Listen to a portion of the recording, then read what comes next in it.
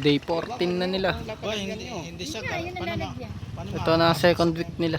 Hindi. Progress nila. Oo, doon lang. Let's go. Hindi pa gayon.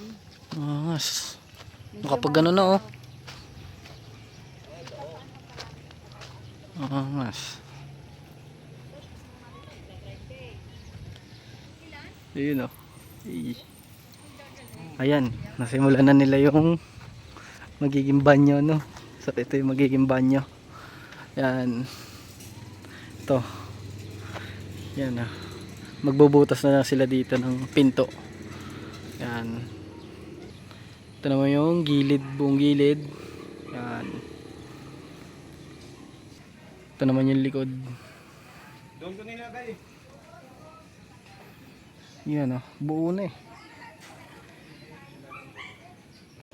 Ito yung pakusina. Ito yung daan papuntang garahe. So yun pa rin, walang nagbago dyan. Ito naman yung master's bedroom. Wala pa rin na bago. Sa loob, ganun pa rin. Ganun pa rin dito sa isa pang kwarto, no? Wala pa rin na bago, kundi yung taas lang. At saka yung yan, yung mga pillars. Yan, yung kantuhan. Nalagyan na nila ng laman yung loob. So yun lang ang progress nila ngayon. Napakabilis nila magawa. Pang second week pa lang buo na halos yung bahay. So yan, yun lang. Bye bye.